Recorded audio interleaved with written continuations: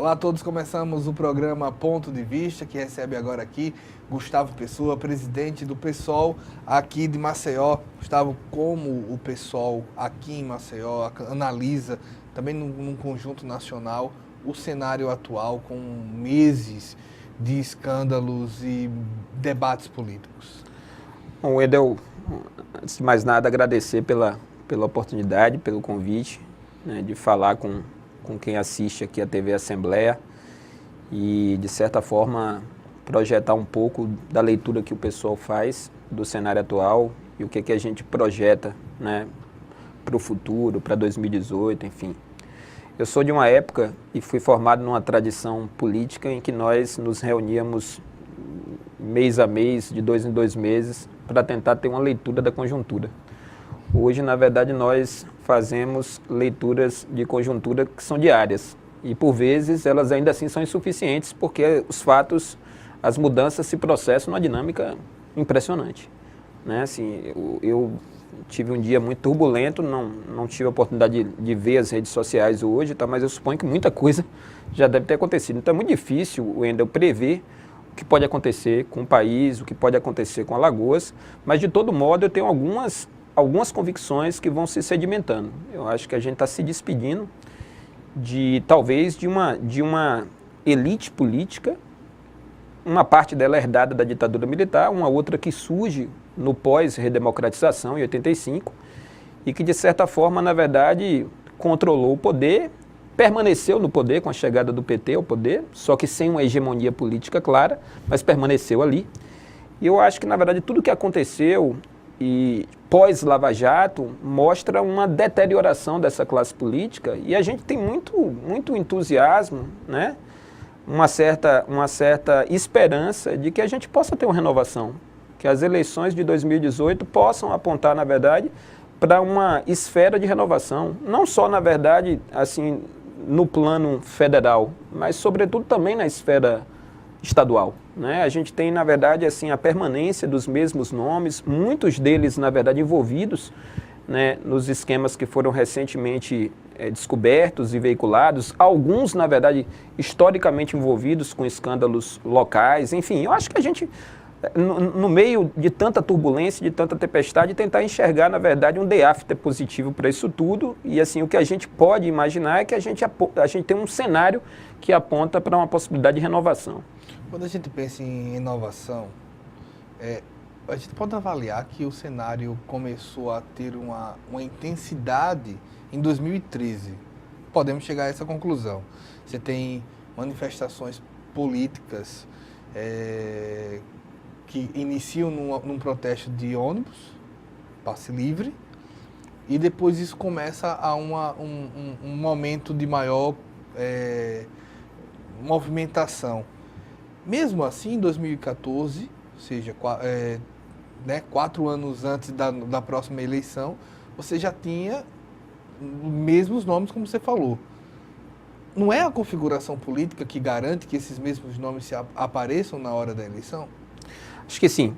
Eu acho que é interessante porque você menciona, na verdade, o ano de 2013 e aquele ano, na verdade, tem um valor simbólico para que a gente possa tomar como ponto de partida, para tentar entender o que está acontecendo hoje. Porque aquelas manifestações que começam em 2013, elas têm, a princípio, na verdade, uma conotação bastante progressista.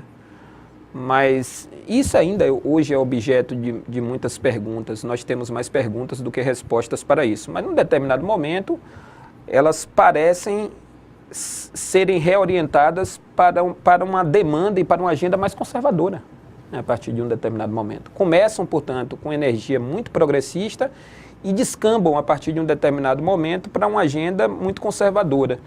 Então, assim, eu tenho refletido muito sobre 2013 e as consequências daquilo que aconteceu em 2013 para os momentos posteriores.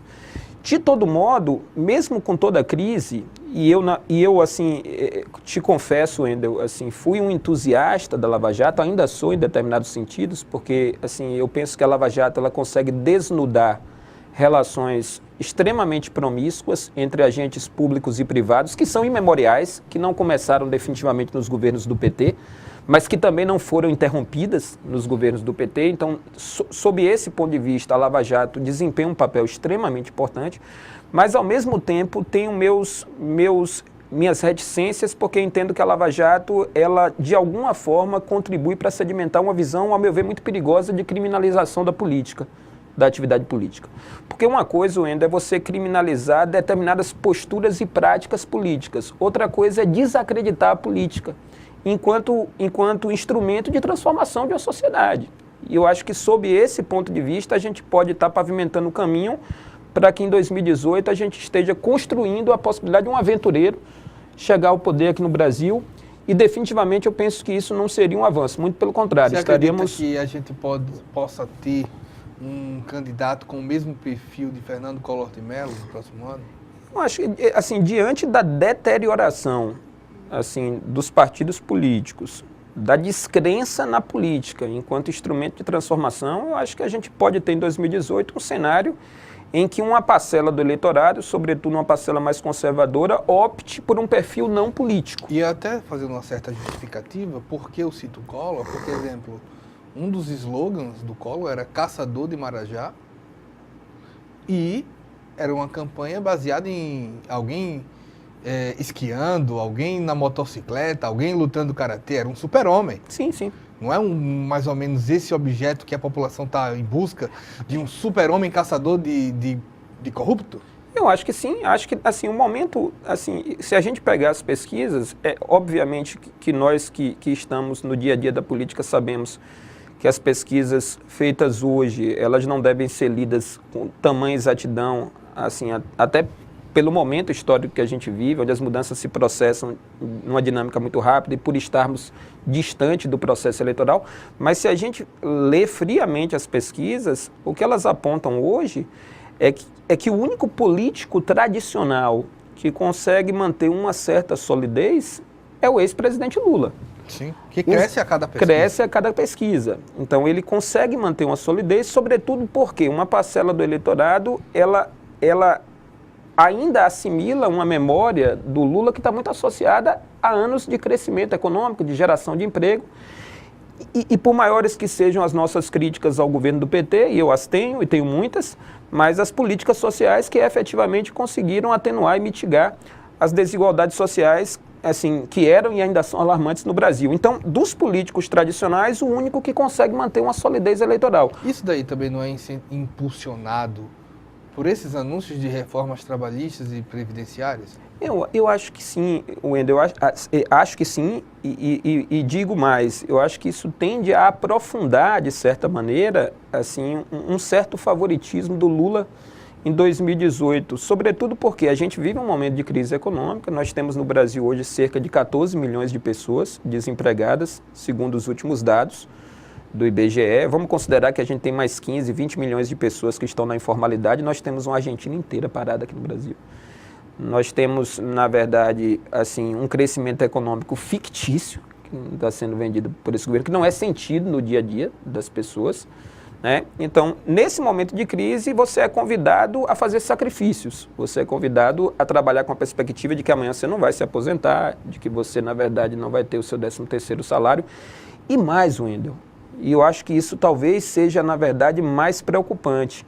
Eu não quero discutir o conteúdo dessas reformas, ainda, na verdade, que para mim esteja muito claro o caráter negativo, né, para a sociedade num país tão desigual como o nosso. Mas a gente sabe que isso não foi pactuado nas urnas. Essa agenda de reformas que está sendo implantada hoje, que atende aos interesses do mercado financeiro e de parte da indústria brasileira, né, da Fiesp, não foi uma agenda pactuada nas urnas. Nós sabemos quais foram os candidatos que disputaram o segundo turno em 2014. Nem a candidata vitoriosa, nem o candidato derrotado mais competitivo deles propôs no guia eleitoral, e aqui eu faço um desafio. Alguém me mostra aqui um guia eleitoral em que esses candidatos tenham proposto, tenham, na verdade, colocado uma reforma da Previdência nesses moldes. Proposto abertamente uma reforma da Previdência nesses moldes, ou uma reforma trabalhista nesses moldes. Não colocaram. Então a gente, na verdade, está vivendo um momento de deterioração das instituições democráticas, sobretudo porque você não sabe por que você vai votar. Hoje o eleitor se pergunta, eu votei numa candidata, ela não está mais no poder, né? Não está mais no poder, não sei por quê. eu votei numa candidata que defendeu um programa X, mas o programa que está sendo implementado hoje é um programa que foi pactuado nas urnas. Mas Isso fortalece a descrença na democracia. Deu um cavalo de pau no primeiro mês, né? Enorme. Assim, ela colaborou enormemente para a descrença hoje da população na democracia, nas instituições e na própria instituição eleição. Porque Dilma Rousseff se elegeu com um programa e com um discurso, e eu me recordo, na verdade, que imediatamente após a posse, ela nomeia para o Ministério da Fazenda o Joaquim Levy, um preposto, na verdade, da Febraban, do sistema financeiro, e dá início a um cavalo de pau. Naquele momento, nós já sentíamos que ela se afastava da sua base social. Totalmente. Da base social que tinha sido responsável, bem ou mal, pela sua eleição. Isso daí, em 2018, é possível prever algum tipo de reação da população a isso? Exemplo, em 2014, para mim ainda é muito claro, se falava muito em terceira via. Quem assumiu esse nome de terceira via em 2014 foi Eduardo Campos e a Rede via Marina. É possível ter esse cenário de terceira via ou essa terceira via possa se transformar, por exemplo, num Bolsonaro em 2018? Assim, quando a gente fala em terceira via, levando em consideração a política brasileira nos últimos 20 anos, a gente está imaginando um cenário de polarização PT-PSDB. Quando a gente fala no Eduardo e fala da Marina, e a gente tem repetido essa possibilidade de terceira via, a gente está falando de uma espécie de bipartidarismo, onde o PT e o PSDB, de certa forma, disputavam com certo grau de competitividade as candidaturas majoritárias, e o PMDB, com a sua estrutura cartorial, estava ali para se vincular e dar maioria e sustentação a qualquer dos governos, né? Basicamente, essa foi a estrutura partidária que nós montamos no pós-redemocratização. Surgiram dois partidos com bases sociais mais ou menos definidas, o PT e o PSDB, e um terceiro partido que, com sua atuação cartorial, dava sustentação política. Um sistema partidário extremamente multifacetado, diluído, né, que favorecia e pavimentava o surgimento de legendas que não tinham nenhum caráter ideológico, as chamadas legendas de aluguel, e que, de certa forma, se locupletavam dessa estrutura, né, promíscua e, de certa forma, deteriorada.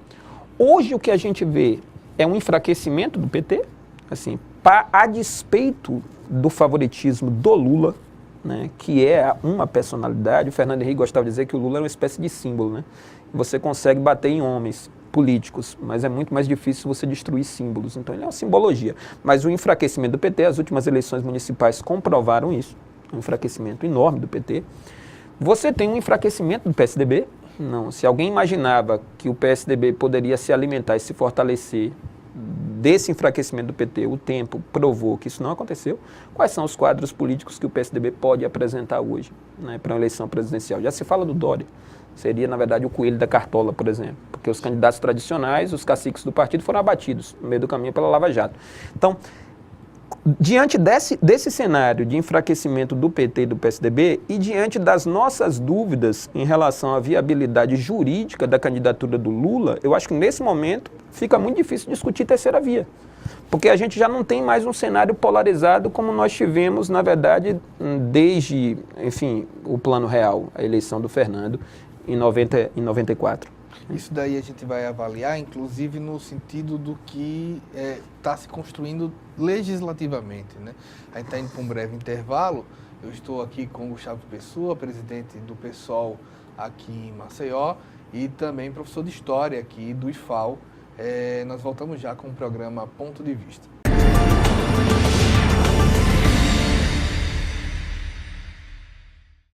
Voltamos com o programa Ponto de Vista. Estamos recebendo aqui Gustavo Pessoa, presidente do PSOL Maceió.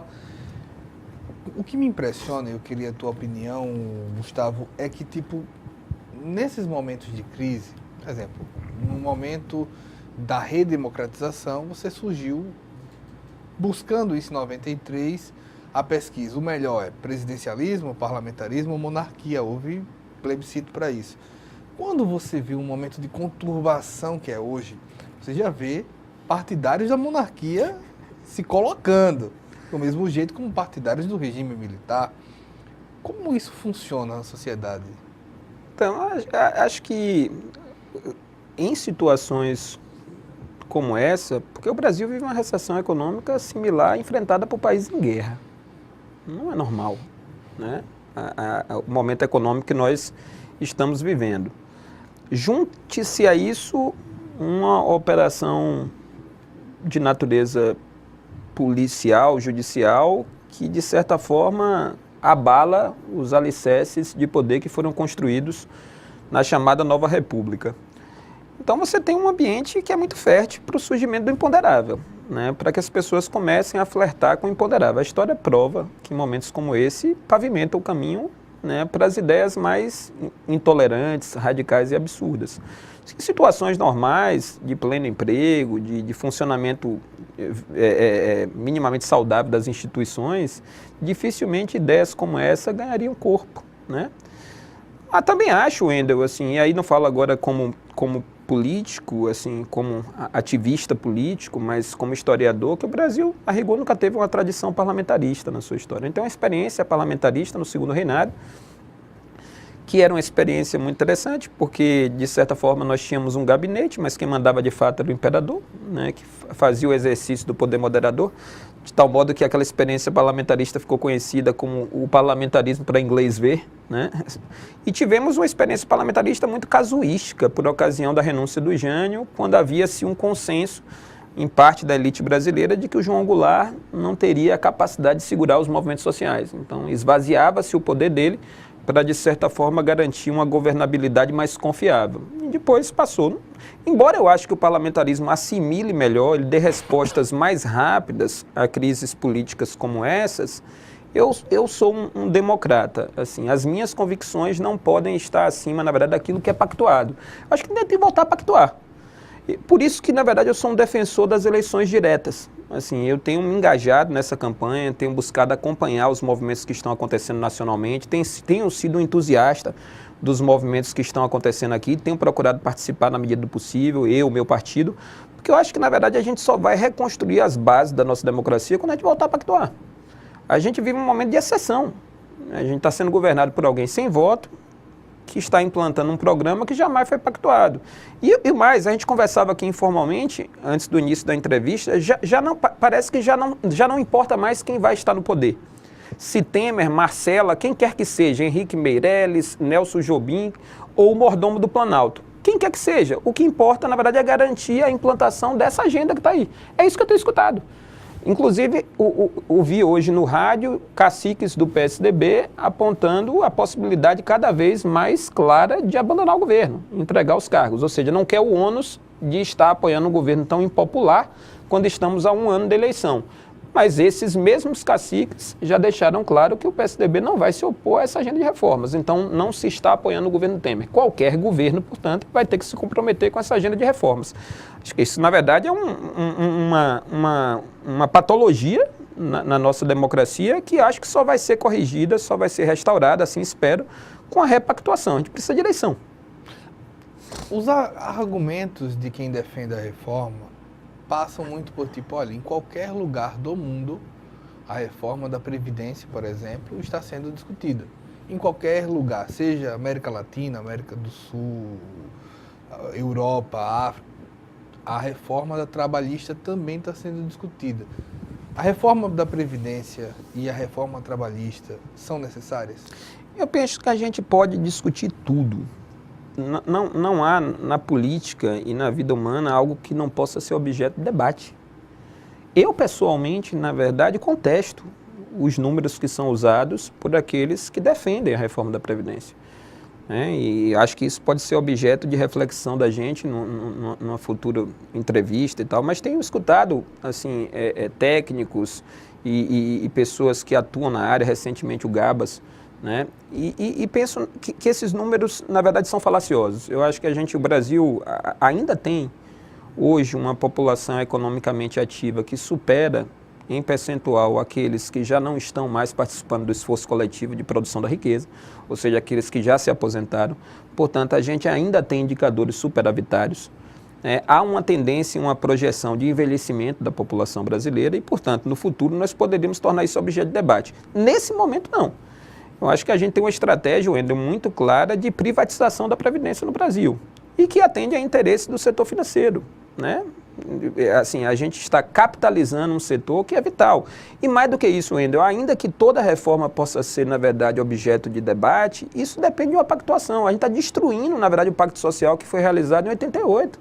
A Constituição de 88 não existe mais. Isso tem que ficar claro para quem está me ouvindo, tem que ficar claro para quem vai às urnas, na verdade, em 2018, e para quem, na verdade, deve sair do sofá para lutar agora. Assim, no momento em que a gente aprovou a tal da PEC 55, congelando por 20 anos os investimentos em saúde e educação, nós rasgamos o pacto social, na verdade, que foi formalizado com a Constituição de 88, sem que para isso nós tivéssemos convocado uma nova Assembleia Constituinte. Então, me parece que a gente está, de uma forma assodada, atropelando compromissos sociais que são muito profundos. Veja o caso da reforma do ensino médio.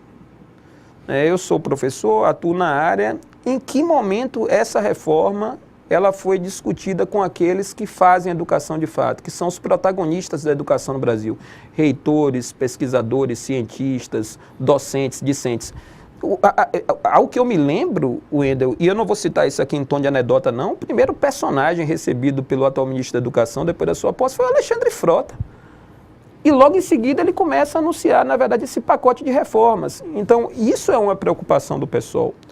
Para além do conteúdo que está sendo aprovado. Né? Isso tem um efeito simbólico enorme. É uma preocupação. A gente, assim, talvez não tenha tempo adequado para isso, mas tudo pode ser objeto de debate. Nós temos os nossos argumentos na medida em que nós nos opomos a essa reforma trabalhista, ao fim da CLT.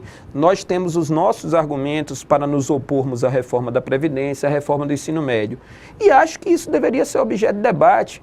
Né? Pode ser objeto de debate. Agora, o que a gente não pode é com um parlamento degenerado como esse, onde mais da metade dos parlamentares, hoje em dia, tem mais a apresentar, na verdade, ficha corrida, né, folha policial, do que um currículo minimamente aceitável e respeitável. Um presidente totalmente desqualificado do ponto de vista moral, a gente aprovar esse programa que está sendo aprovado. Né? Assim, o pretexto de que as reformas são necessárias, né, hoje é uma arma de destruição das instituições democráticas. Como é que a gente vai pedir que as pessoas em 2018 votem acreditando, na verdade, que a gente vai implantar um programa depois disso tudo que aconteceu? Que credibilidade as instituições vão ter para garantir um processo eleitoral diante de tudo que está acontecendo? Essa é uma preocupação. A gente falou de reforma da educação, reforma previdenciária, trabalhista. Quando se fala isso, não tem uma discussão também sobre a reforma tributária? Acho que a reforma tributária é extremamente importante. Acho que os partidos progressistas, o meu partido em especial, eles têm uma luta histórica no parlamento, né, em torno da questão de uma tributação, na verdade, progressiva. A gente tem uma estrutura tributária extremamente anacrônica e regressiva, que penaliza, sobretudo, o trabalho e o consumo. A gente não tributa rendimentos sobre o capital. A gente não tributa e não quer discutir, isso é um tabu, as grandes fortunas no Brasil. E grandes democracias do mundo, grandes democracias ocidentais têm avançado nesse debate. Nós não fazemos esse debate. E não fazemos em grande parte porque, antes de mais nada, Wendel, antes de discutir qualquer reforma, todas essas que foram discutidas aqui, teria que debater uma reforma política. Uma reforma política que garantisse uma representatividade mais real do que é o Brasil hoje. Essa reforma política se faz extremamente necessária, porque quando a gente enxerga tabus para debates que são tão importantes, por que a gente não debate uma reforma tributária realmente necessária, né, para o Brasil? Porque a gente não debate, na verdade, coisas que são extremamente relevantes. Porque a gente tem, na verdade, uma representação política que hoje não expressa o que é o Brasil. Né? Esse sistema político, e nesse ponto a Lava Jato dá uma contribuição, ao meu ver, importantíssima, é um sistema político que desnuda, a Lava Jato desnuda um sistema político que hoje está totalmente deteriorado. Então a gente não pode esperar. Hoje os parlamentares que se elegem, eles não legislam, na verdade, para as suas bases eleitorais. Legislam especialmente para os seus financiadores de campanha. Legislam para os interesses desses financiadores de campanha. E isso numa das democracias mais desiguais do mundo. Não, o Brasil avançou, eu reconheço que avançou, mas avançou muito pouco. Tem enormes desigualdades. Como é que a gente vai enfrentar essas desigualdades se a gente tem um parlamento que aponta para continuismos, para perpetuação de estruturas tributárias, políticas, né, que são tão congeladoras dessa realidade? Então, a reforma política, ao meu ver, é um debate extremamente necessário. Extremamente necessário, sobretudo, se ela conseguir tocar a estrutura de financiamento de campanha. Porque a origem de tudo isso que está acontecendo no Brasil é o financiamento de campanha. Toda essa promiscuidade, todas essas mazelas que atingiram a esquerda e a direita no Brasil tiveram origem no financiamento de campanha. Por exemplo, em 2016 você já tem uma campanha sem financiamento privado. Nós temos uma campanha em 2016 onde o financiamento privado foi muito menor. Não tem uma ilusão de que ele desapareceu como um todo. Era a pergunta. Oficialmente. Oficialmente. Hoje você tem uma discussão no TSE sobre Caixa 1 e Caixa 2, como se Caixa 1 fosse a pureza do universo. Assim, outra contribuição talvez da Lava Jato foi ter revelado o uso do Caixa 1, né, da chamada doação oficial, para a regularização de pagamentos, né, de proventos que teriam tido origem em propinas. Né? Assim, e eu acho que no mundo político isso já era amplamente conhecido. O que espantava no interior era o caráter seletivo das acusações. Você querer, de certa forma, associar esse tipo de prática única e exclusivamente ao PT. O que ficou claro no decorrer da história é que as mais variadas forças políticas fizeram uso desse modus operandi. Como o pessoal vê isso sendo um dos poucos partidos que não foram acusados? O pessoal ele tem buscado ser muito vigilante em relação à sua participação. Eu, pessoalmente, tenho defendido o financiamento público de campanha como via minimamente confiável para que a gente possa eleger parlamentares minimamente independentes. Mas que financiamento público? Esse financiamento deve ser objeto de debate. O que a gente tem hoje no Brasil, na verdade, é um misto. Um financiamento público de campanha e um financiamento privado. É uma corporocracia, na verdade, no qual o parlamento passa a ser refém de estruturas oligárquicas, de estruturas de capital muito poderosas. São poucos os parlamentares hoje que têm uma legislatura independente aqui no Brasil, aqui em Alagoas também. Né? E se a gente não tocar o dedo nessa ferida, fica muito difícil até esperar aquela renovação que eu sugeri e citei no início da minha... Eu acho que é um sentimento de renovação. Agora, como é que você vai conseguir viabilizar essa renovação se a gente manter essa mesma estrutura de financiamento de campanha? E mais, ainda que a gente tenha tido uma participação menor do poder financeiro nas eleições de 2016, a reforma feita pelo Eduardo Cunha, de certa forma, diminuiu muito as possibilidades de renovação. Então, a gente está diante de uma situação muito contraditória. Quando eu falo, na verdade, que as coisas apontam para uma renovação, estou falando de sentimentos. Mas a estrutura política, ao mesmo tempo, neutraliza isso. Mas há uma tentativa que tramita no Congresso para a lista fechada. Nesse momento, por princípio, eu poderia defender a lista fechada. Me recordo de ter sido um defensor disso no passado. Ocorre que até medidas que aparentemente são positivas, quando são lançadas à mesa em momentos especiais como esse, acabam tendo um caráter extremamente negativo. Vejam que nós não conseguimos avançar em relação a essa matéria há muito tempo, que está ali. Sucessivos presidentes têm sentado em cima dessa matéria. E agora ela parece, de certa forma, atender os anseios de raposas políticas que hoje, na verdade, estão inseguras diante da possibilidade de renovar os seus mandatos. E você sabe tanto quanto eu que renovação de mandato hoje é mais, na verdade, do que a perspectiva de se manter no poder. É a perspectiva de se manter em liberdade. No passado, na verdade, a renovação de um mandato era imperiosa para a manutenção do poder. Hoje, na verdade, é um imperativo para que um determinado quadro possa se manter no poder e possa se manter em liberdade. Haja visto que grande parte do parlamento hoje, sem um foro especial, corre sério risco de não permanecer em liberdade.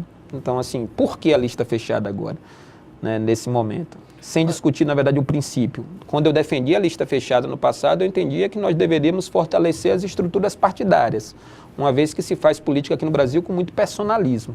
O personagem, o personagem muitas vezes messiânico. Mas não existem aqui donos de partidos? Aqui no Brasil.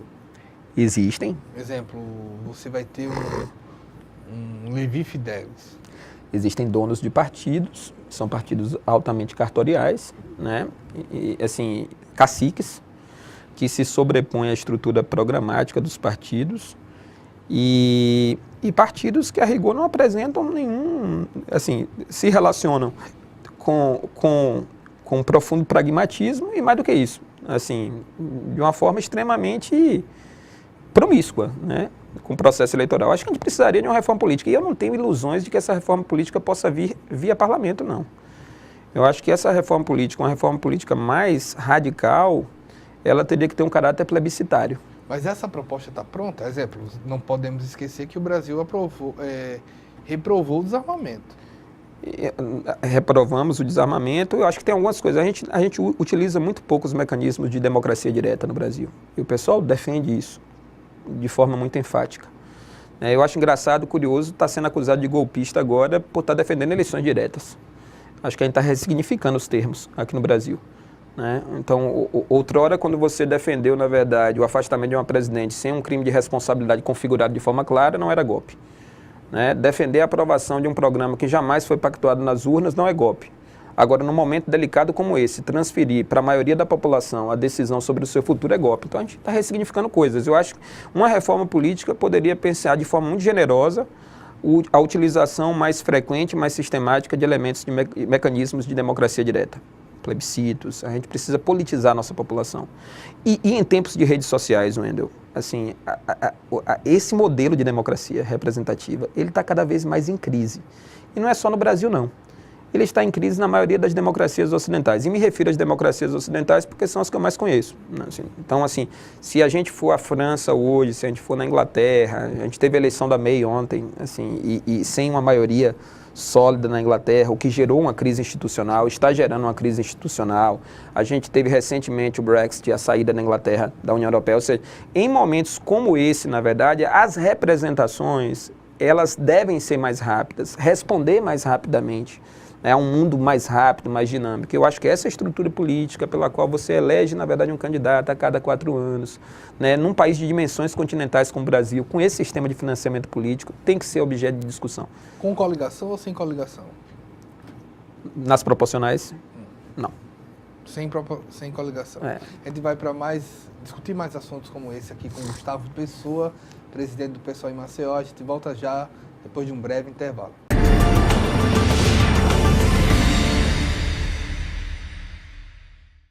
Voltamos com o programa Ponto de Vista. Estou aqui com Gustavo Pessoa, presidente do PSOL em Maceió.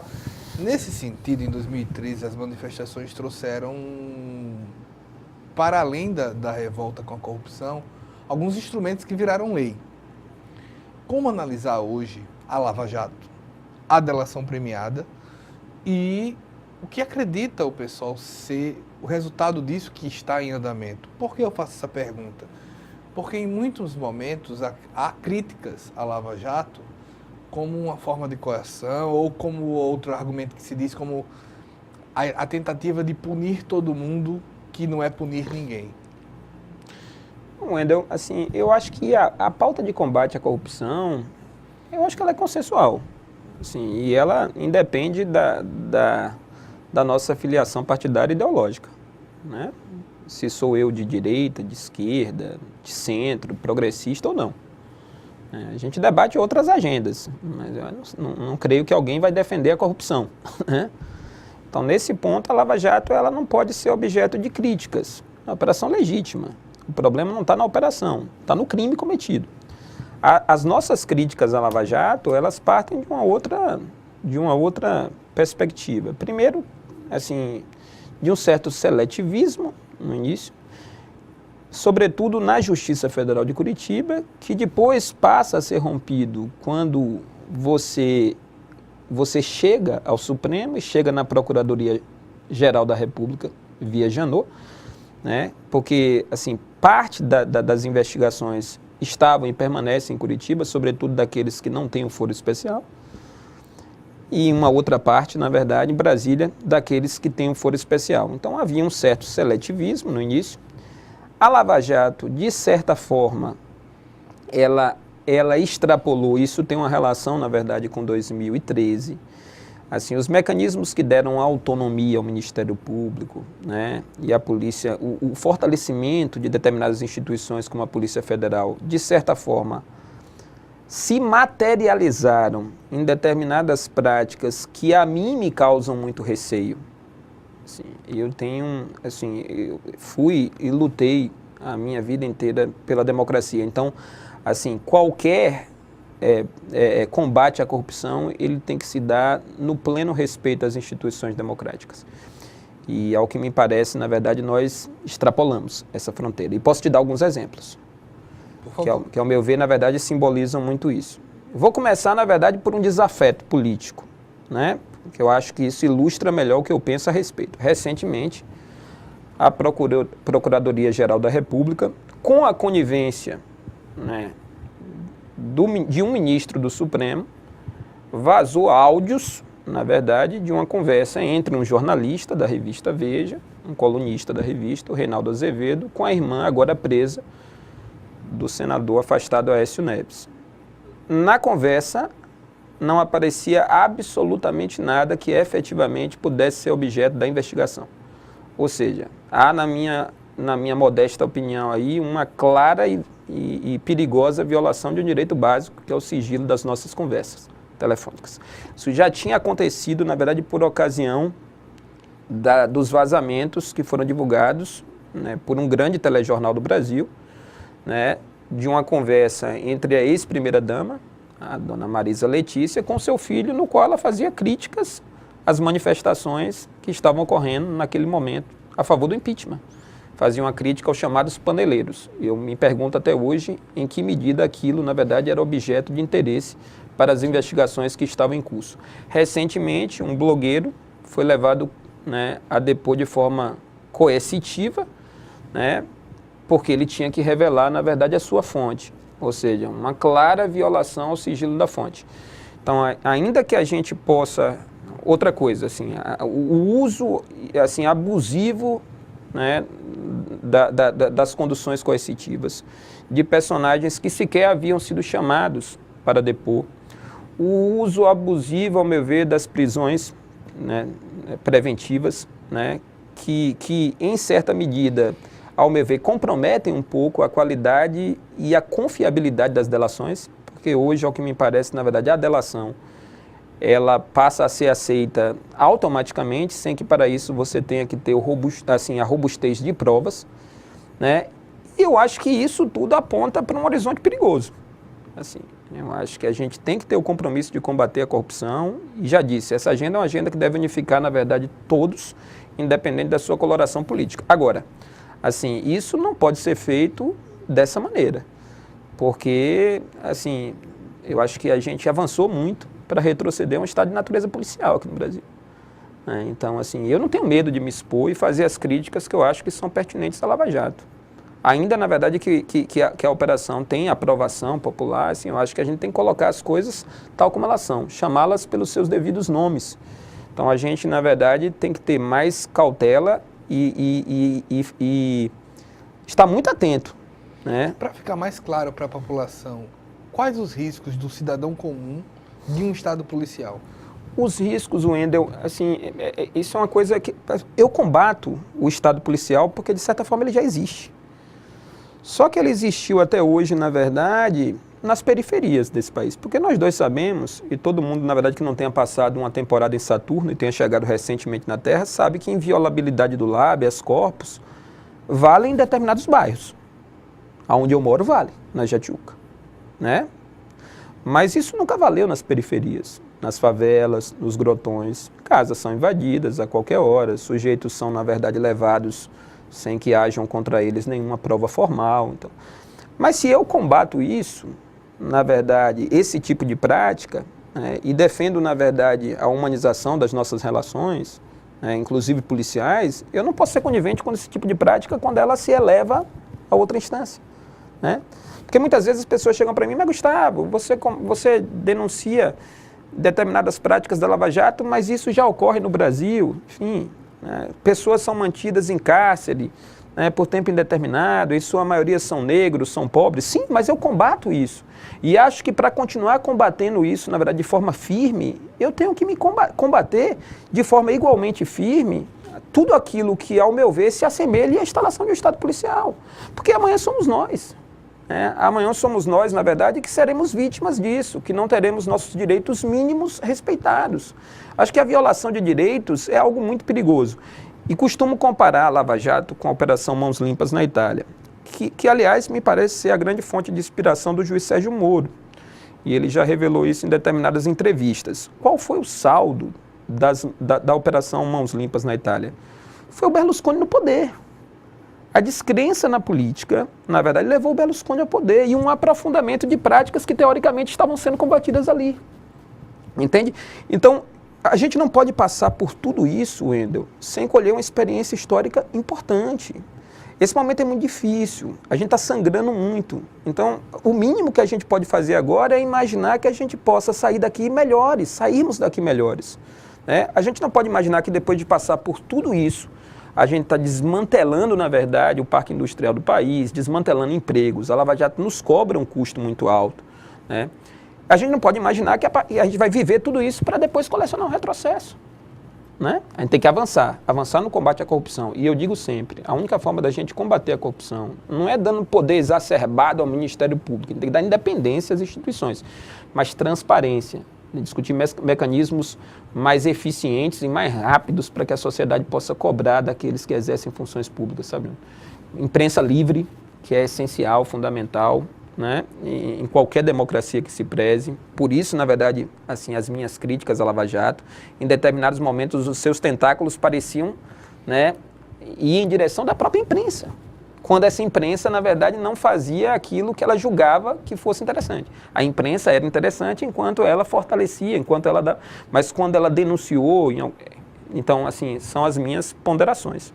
Falando em Estado policial, não muito distante disso, há uma defesa de um governo próximo, um governo democrático, com linhas muito parecidas com as militares, e também a defesa, e isso nas ruas, não é timidamente, da volta do regime militar. Como o pessoal avalia isso? Eu acho que, assim,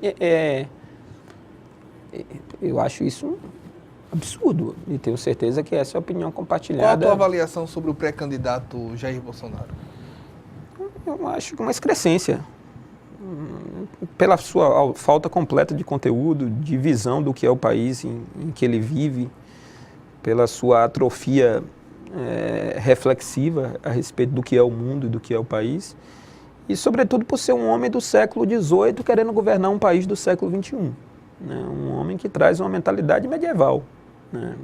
A despeito de quem é o Jair Bolsonaro, mas ele é defensor, na verdade, de causas que, ao meu ver, na verdade, deveriam ser consensualmente abominadas. E se em algum momento, na verdade, um candidato com essas características consegue figurar com alguma projeção na pesquisa, isso é um sintoma do quão doente nós estamos e do quão doente, na verdade, está a nossa democracia.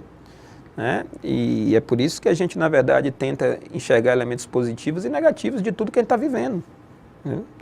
Não acho que o candidato Jair Bolsonaro, pré-candidato Jair Bolsonaro, consiga efetivar uma candidatura competitiva até pela sua falta de conteúdo mesmo. Tenho visto algumas entrevistas e ponderações do candidato, ele demonstra um desconhecimento enorme do que é um projeto de nação, do que é o país, enfim. Então, ele tem limitações que ficariam muito evidenciadas numa campanha eleitoral, mas o simples fato, na verdade, dele ter uma ressonância, do seu discurso se projetar sobre uma parcela da sociedade, já é um sinal, na verdade, do momento que a gente está vivendo, do quão doente está a nossa compreensão e reflexão do país que temos e do futuro que a gente pode projetar. Quando se pensa na eleição de 2018, o pessoal constrói nomes para a presidência? Hoje, na verdade, participei recentemente de uma reunião do nosso diretório nacional. Há um consenso, na verdade, na nossa direção, nas mais diversas correntes que hoje atuam dentro do PSOL, de que a gente tem que ter uma candidatura própria. E que essa candidatura é fundamental para que a gente possa fortalecer o partido e, mais do que isso, que a gente possa fortalecer uma renovação dentro do nosso espectro político. A gente entende que a gente não pode ser refém eternamente da figura do Lula, ainda que a sua candidatura seja legítima, ainda que haja legitimidade na sua postulação e ainda que, eventualmente, a gente possa debater um apoio possível no segundo turno. Mas nós entendemos agora que a crise do PT e do PSDB, e a crise do PT, ela, na verdade, teve reflexos enormes no nosso campo político e exigem do PSOL, na verdade, uma participação nesse processo eleitoral. e uma participação efetiva nos processos que estão acontecendo agora, na luta pela eleição direta, na luta contra as reformas. Então, se você pensar direitinho, Wendel, o pessoal tem uma bancada pequena no parlamento, mas é uma bancada gigantesca na contribuição que tem dado para o debate, né, na sua participação política. Então, personagens como Jean Willis, como Glauber, como Chico Alencar, como Ivan Valente, eles têm dado uma contribuição enorme ao debate. Então, o pessoal hoje tem lutado de uma forma muito clara contra uma reforma política que possa limitar a nossa atuação, que possa, na verdade, perpetuar essas mesmas legendas políticas no poder, justamente no momento em que há um anseio muito grande por renovação. E a gente vai lutar muito, na verdade, para ter uma candidatura que possa veicular o nosso programa e que possa, de certa forma, gerar um diálogo com as nossas candidaturas nos estados, que possa, na verdade, gerar essa permeabilidade para que a gente possa, na verdade, aproveitar bem esse espaço eleitoral e contribuir para essa renovação, sobretudo no nosso campo. A gente está indo para o nosso último intervalo. No próximo bloco vamos falar mais da questão mais estadual, discutir a questão mais estadual, a questão do Maceió também. Eu estou aqui com Gustavo Pessoa, presidente do PSOL aqui em Maceió. Nós vamos para um breve intervalo. Voltamos já.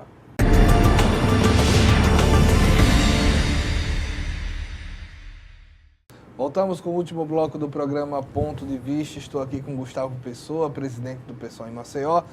Como construir para 2018 já uma base da campanha estruturada do PSOL?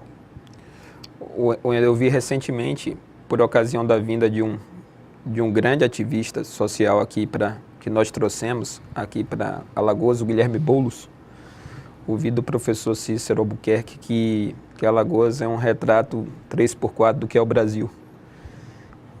E como a situação do Brasil já não é boa, e eu nunca vi ninguém ficar bonito no retrato 3x4, então a situação da gente é bem delicada. E isso se revela sobretudo em momentos como esse, né? Agora, com a tragédia das enchentes que aconteceram aqui, né? O quanto nós estamos despreparados para absorver, na verdade, tragédias como essa, o quanto os nossos gestores estão despreparados para dar respostas rápidas a isso, o quanto, na verdade, a cidade ela foi entregue para a especulação imobiliária, ao governo das grandes corporações imobiliárias, né, e construtoras, o quanto, na verdade, nós estamos sendo negligentes em relação assim, ao plano diretor e a sua atualização, enfim. E eu penso que a gente não pode ser refém disso não, ainda. Assim, eu acho que a gente tem que dar um basta nisso e eu acho que esse é um momento, na verdade, muito especial para isso. Sobretudo porque, na verdade, ainda que nós soubéssemos, né, que nós tínhamos uma elite política descompromissada, assim, eu acho que assim, tudo que está acontecendo no Brasil desnudou muito isso. Então, é como eu te disse, e eu não tenho dúvida que há um sentimento de renovação. Ao mesmo tempo, na verdade, esse sentimento de renovação, paralelo a ele, é um sentimento de descrença na política. É como se todo mundo que fosse se apresentar na política, de certa forma, tivesse o mesmo DNA. Né? Então, nós sofremos, né, as consequências disso. Eu me recordo que quando, por ocasião da minha candidatura em 2016, eu vi da minha mãe: Gustavo, você vai abraçar mesmo esse desafio? Eu falei: mãe, vou. É irreversível. Então, se prepare para tudo, porque você vai ser chamado de ladrão. Mas, mãe, eu nunca tive cargo público. Mas vai ser chamado mesmo assim. E eu digo sempre que eu fiz política, na verdade, sem precisar ter mandato. Porque a gente faz política sem mandato, né? Eu aprendi a fazer política sem mandato e vou continuar fazendo, tendo ou não mandato. Mas eu acho que a gente não pode deixar de colaborar apresentando nomes e apresentando um programa nesse momento de renovação. Então, acho que a gente tem, na verdade, um momento muito positivo e favorável a isso. O pessoal vai apresentar nomes aqui para o governo do Estado, para o Senado Federal, e vamos apresentar candidaturas à Assembleia e à Câmara Federal. Assim, temos nomes qualificados para isso. No momento oportuno, nós iremos debater esses nomes. Não queremos colocar, na verdade, o carro à frente dos bois, até porque, na verdade, eu acho que a gente vive um momento da história do nosso país e do nosso Estado, onde a sociedade exige do PSOL uma resposta nas ruas, uma resposta na construção da luta popular e coletiva contra essa agenda de reformas. Então, nós estamos focados nisso agora, preocupados com isso, sem perder de vista, na verdade, assim, as nossas responsabilidades históricas em 2018. Então, assim, a sociedade alagoana pode esperar isso. A gente cumpriu um papel importante na última eleição municipal. Assim, eu costumo ler as coisas de uma forma muito realista, Wendel. A nossa votação foi muito pequena, mas se a gente considerar, na verdade, que nós não estivemos em debates, que a nossa estrutura de campanha era uma estrutura muito pobre, do ponto de vista dos recursos materiais, que nós tínhamos apenas 13 segundos na televisão, assim, o que nós conseguimos aqui foi muito interessante. Nós dialogamos com a parcela do eleitorado, que é formadora de opinião, e eu tenho sido cobrado por essas pessoas sobre os nomes que o pessoal vai apresentar em 2018. Então, o pessoal vai apresentar nomes e, mais do que nomes, a gente está, na verdade, estudando esse Estado, a gente está analisando, na verdade, as feridas abertas desse Estado para a gente poder apresentar um programa renovador e progressista para Alagoas, né, na hora certa, no momento adequado.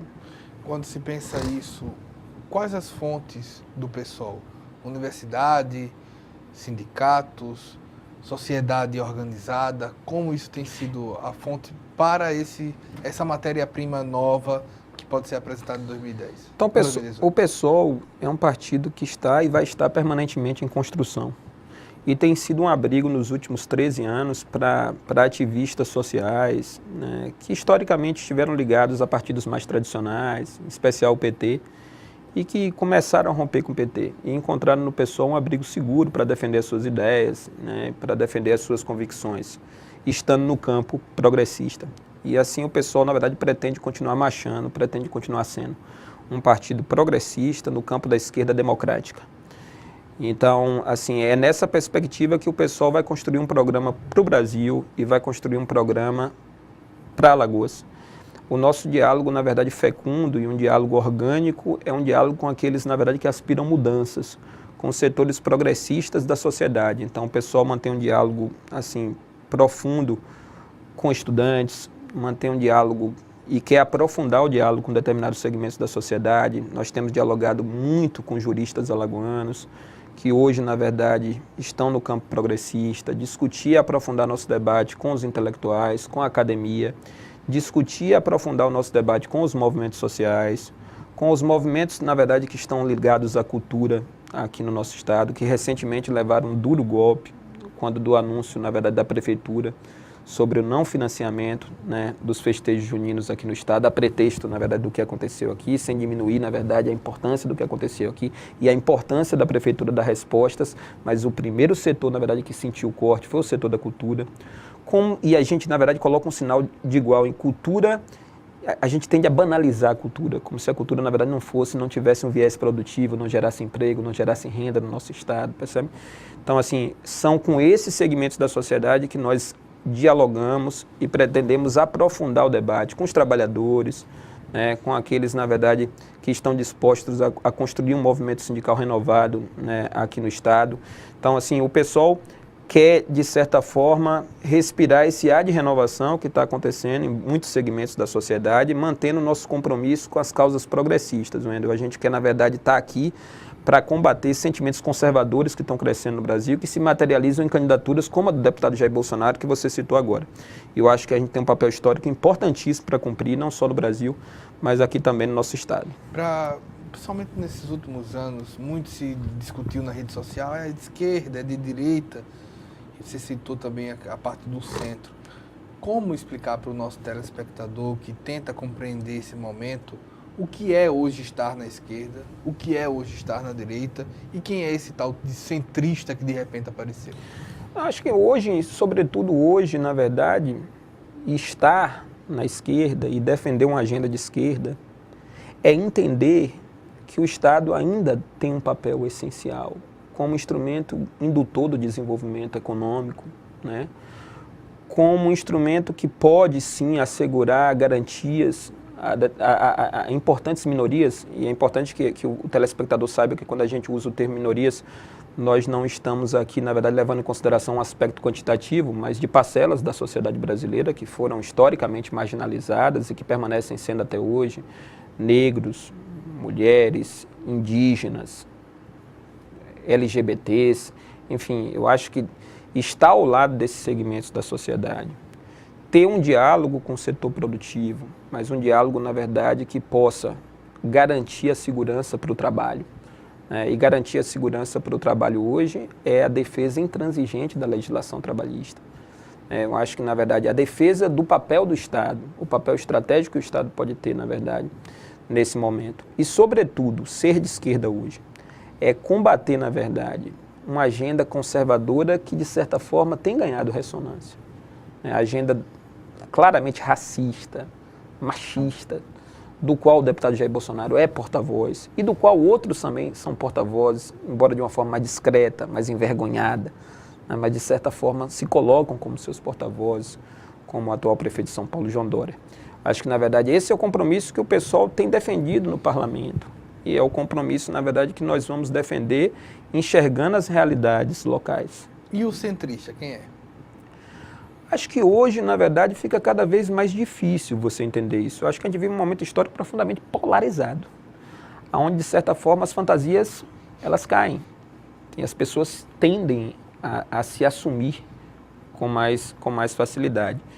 Eu acho que você tem... Talvez, se a gente queira discutir, na verdade, a ideia de centro, ela se coloca, na verdade, entre radicalismos, né?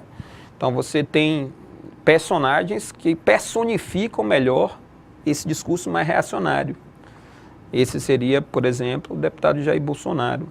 E outros que, de certa forma, são aparentemente mais palatáveis, né, a um patamar civilizatório minimamente mais consolidado, como o atual prefeito de São Paulo, João Dória. Né? No meu campo político também, né, isso se repete. Nós temos, na verdade, no nosso campo político, legendas e personagens que parecem não discutir o atual momento histórico, estão presos a realidades que, ao meu ver, estão superadas. Né? Assim, você pode fazer política como se nós estivéssemos no século XIX, dadas as mudanças que aconteceram no mundo.